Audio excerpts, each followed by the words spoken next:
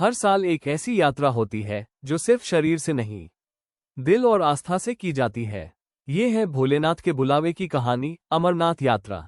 आज के इस व्लॉग में मैं आपको बताऊंगा यात्रा के मुख्य रास्ते, जरूरी तैयारियां जैसे मेडिकल रजिस्ट्रेशन, यात्रा कार्ड, पैकिंग टिप्स, रहने की जगह और वो सब कुछ जो आपको इस दिव्य गुफा दर्शन से पहले जानना जरूरी है। तो आइए शुरू करते हैं ये सफरनामा बाबा अमरनाथ की गुफा तक। यात्रा की पहली तैयारी, मेडिकल सर्टिफिकेट और रजिस्ट्रेशन। भोले के दर्शन का सफर शुरू होता है एक छोटी सी लेकिन बेहद जरूरी तैयारी से, स्वास्थ्य प्रमाण पत्र और सरकारी रजिस्ट्रेशन के साथ। इनके बिना आप इस पवित्र यात्रा में शामिल नहीं हो सकते। अब हम आपको बताने जा रहे हैं चरण दर चरण प्रक्रिया। पहले चरण में आपको अमरनाथ श्राइन बोर्ड की आधिकारिक वेबसाइट या फिर मान्यता प्राप्त बैंक शाखा से पंजीकरण करवाना पड़ेगा।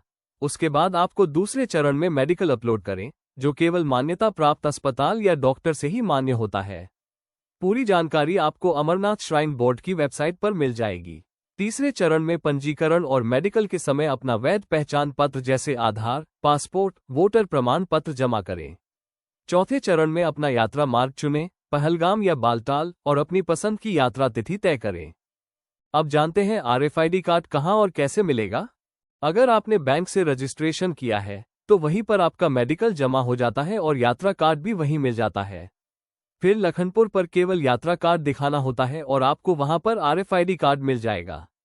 अगर आपने ऑनलाइन पंजीकरण किया है और आप सड़क मार्ग से आ रहे हैं तो आपको लखनपुर बॉर्डर पर मेडिकल सर्टिफिकेट की हार्ड कॉपी जमा करनी होती है, तभी वहां से आपको मिलता है RFID यात्रा कार्ड। अगर आप फ्लाइट से आ रहे हैं तो आपको श्रीनगर इंटरनेशनल एयरपोर्ट पर RFID कार्ड प्राप्त होगा। अगर आप ट्रेन से आ रहे हैं तो जम्मू रेलवे स्टेशन पर आपको आपका RFID कार्ड मिलेगा। चलो अब जानते हैं जरूरी तारीखें। हर साल की तरह इस बार भी मेडिकल प्रक्रिया 8 अप्रैल से शुरू हुई और रजिस्ट्रेशन 14 अप्रैल से। इस बार की अमरनाथ यात्रा 3 जुलाई से 9 अगस्त 2025 तक चलेगी। हर दिन का एक सीमित कोटा होता है। जितनी जल्दी आप मेडिकल और रजिस्ट्रेशन करवा लेंगे उतनी जल्दी मिलेगी शुरुआती तिथि, जब बर्फानी बाबा अपने पूर्ण स्वरूप में गुफा में विराजमान होते हैं। यात्रा के 10 से 12 दिन बाद शिवलिंग पिघलने लगता है और फिर केवल गुफा के ही दर्शन हो पाएंगे। हेलीकॉप्टर की बुकिंग जून से शुरू होगी। चंदनवाड़ी मार्ग पर श्रीनगर से पहलगाम और पहलगाम से पंचतरनी तक हेलीकॉप्टर उड़ानें संचालित होंगी। बालटाल मार्ग पर हेलीकॉप्टर श्रीनगर से नीलगिरी, बालटाल और फिर पंचतरनी तक उड़ान भरेंगे। सभी वाहनों पर रेडियो फ्रीक्वेंसी टैग लगेंगे इस बार, तो देर मत कीजिए। जल्दी रजिस्ट्रेशन कराइए, जल्दी भोलेनाथ का आशीर्वाद पाइए, क्योंकि बाबा बर्फानी बुला रहे हैं। जम्मू से पवित्र गुफा तक 2 यात्रा रूट है। पहला 14 किलोमीटर लंबा बालटाल रूट, जो बेस कैंप से गुफा तक 14 किलोमीटर लंबा है। दूसरा पहलगाम रूट, जो बेस कैंप से गुफा तक 46 किलोमीटर लंबा है। 3 जुलाई से शुरू होने वाली इस तीर्थयात्रा के लिए देश भर से 4 लाख से अधिक श्रद्धालु रजिस्ट्रेशन करा चुके हैं। 46 किलोमीटर के पहलगाम रूट पर भारी सुरक्षा। श्री अमरनाथ श्राइन बोर्ड के अधिकारी कई विभागों के साथ पहलगाम और बालटाल के दोनों मार्गों पर ट्रैक को साफ करने और सुविधाओं को लेकर काम कर रहे हैं। हर साल जब बर्फ से ढकी पहाड़ियों के बीच से गूंजती है बम बम भोले की आवाज, तो लाखों श्रद्धालु निकल पड़ते हैं बाबा बर्फानी के दरबार की ओर। इस यात्रा के लिए आपके पास 3 रास्ते हैं। पहला और सबसे प्राचीन रास्ता, पहलगाम मार्ग। ये वही रास्ता है जिसे माना जाता है कि शिव जी ने पार्वती माता को अमर कथा सुनाने के लिए चुना था। यहाँ से यात्रा शुरू होती है। पहलगाम जहाँ नंदी जी को छोड़ दिया, फिर आता है चंदनवारी जहाँ भोलेनाथ ने चांद को छोड़ दिया, फिर शेषनाग जहाँ अपने गले में डाले नाग को छोड़ दिया, शेषनाग की नीली झील को पार करते हुए पंचतरणी जहाँ भगवान शिव ने 5 तत्व छोड़े, पृथ्वी, जल, वायु, अग्नि और आकाश, और फिर पंचतरणी पार करने के बाद आता है MG टॉप जहां पे भोलेनाथ ने गणेश जी को छोड़ दिया, और आखिर में पवित्र गुफा जहां भोलेनाथ जी ने पार्वती जी को अमर कथा सुनाई। ये करीब 46 किलोमीटर का ट्रैक है जिसे तय करने में 3 से 4 दिन लगते हैं। पहली बार आने वाले भक्तों के लिए ये मार्ग सबसे उपयुक्त है, क्योंकि ऊंचाई धीरे धीरे बढ़ती है और शरीर को एडजस्ट करने का समय मिल जाता है। अमरनाथ यात्रा एक ऐसा पवित्र और रोमांचकारी अनुभव है जिसे हर शिव भक्त अपने जीवन में एक बार जरूर करना चाहता है। इस यात्रा के कई रास्ते हैं, लेकिन सबसे सुंदर और पारंपरिक रूट है पहलगाम से होकर गुजरने वाला ट्रैक। इस रूट पर पहला रात्रि विश्राम स्थल होता है शीशनाग झील। अमरनाथ यात्रा की शुरुआत पहलगाम से लगभग 16 किलोमीटर दूर स्थित चंदनवाड़ी से होती है। लेकिन ध्यान रहे कि चंदनवाड़ी तक निजी वाहन नहीं जाते। इसलिए जब भी आप शाम तक पहलगाम पहुंचें तो सबसे पहले टैक्सी स्टैंड जाकर स्थानीय यूनियन से बात करें। वहीं से आपको अगली सुबह के लिए चंदनवाड़ी जाने वाली शेयर टैक्सी मिल जाएगी।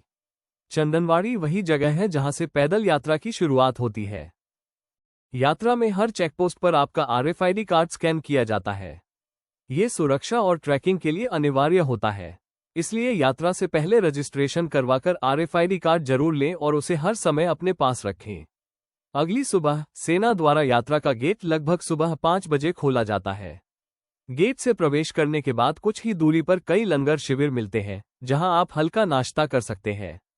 फिर शुरू होती है असली चढ़ाई और सबसे पहला चुनौतीपूर्ण पड़ाव होता है पिस्सू टॉप। पिस्सू टॉप एक तीव्र और थका देने वाली चढ़ाई है। मान्यता है कि यहीं देवताओं और राक्षसों के बीच युद्ध हुआ था। लेकिन रास्ते भर बम बम भोले की गूंज हर थकान को दूर कर देती है। इसके बाद आप जोजीबल और नागकोटी क्षेत्र से गुजरते हैं। लगभग 13 किलोमीटर की पैदल यात्रा के बाद आप पहुंचते हैं शीशनाग झील पर। यह झील चारों ओर से बर्फीले पहाड़ों से घिरी हुई है और इसका नीला पानी एक अद्भुत शांति का अनुभव कराता है। कहा जाता है कि यह झील 7 फनों वाले नागराज शीशनाग से जुड़ी हुई है।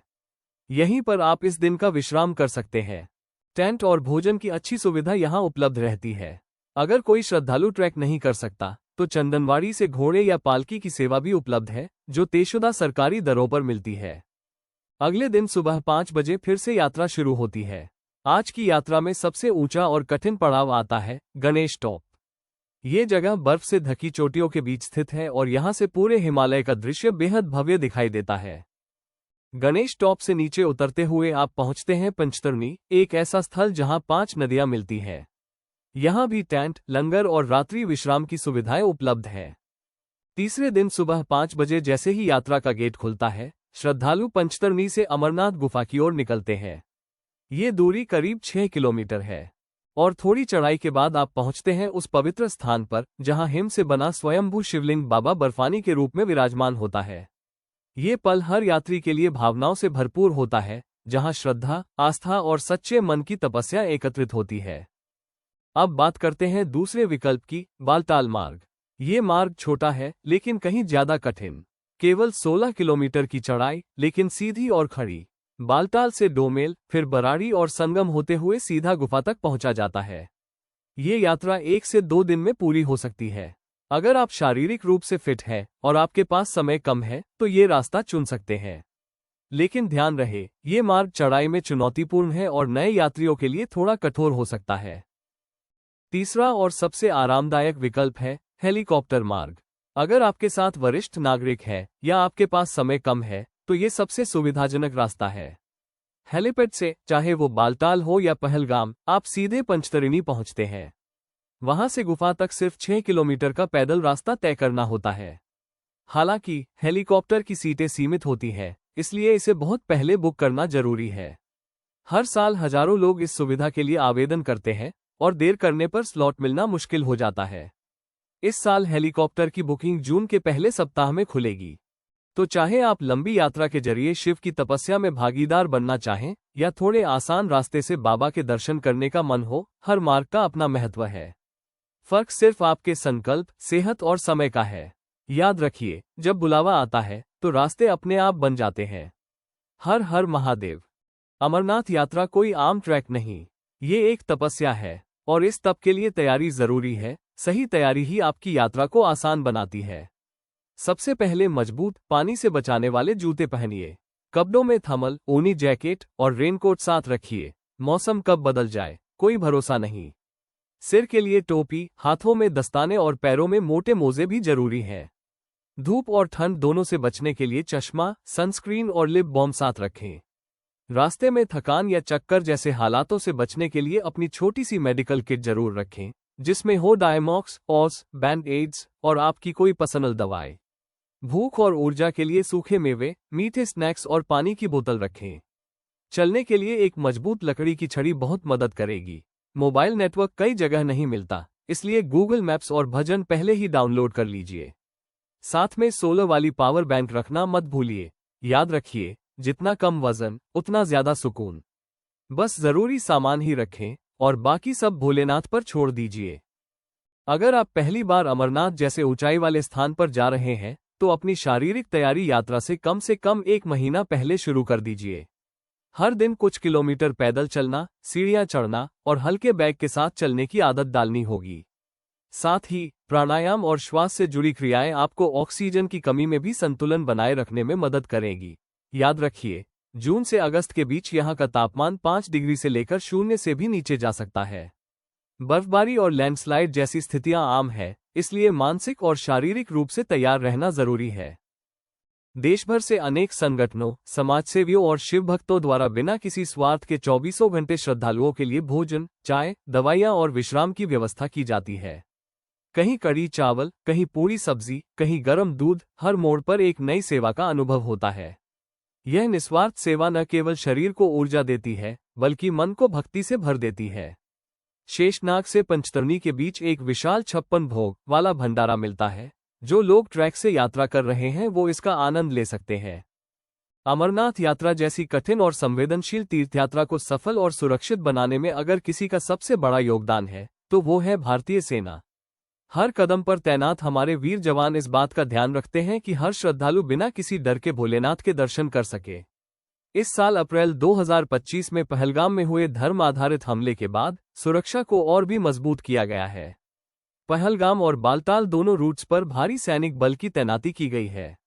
ड्रोन निगरानी, सीसीटीवी कैमरे, नाइट विजन उपकरण और हाई सिक्योरिटी कॉरिडोर जैसे इंतजाम ये सुनिश्चित करते हैं कि हर यात्री महादेव तक सुरक्षित पहुंचे। सेना का ये समर्पण, त्याग और सेवा भावना वाकई सराहनीय है।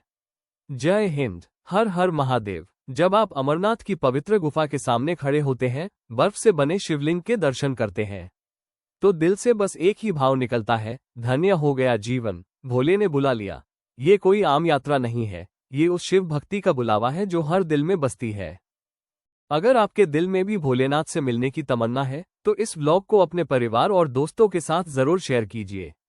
कमेंट करके बताइए आप कब जा रहे हैं भोले के दरबार, और ऐसे ही भावनाओं से भरे वीडियो देखने के लिए चैनल को सब्सक्राइब करना मत भूलिए। भोले बाबा आप सब पर कृपा बरसाएं। हर हर महादेव।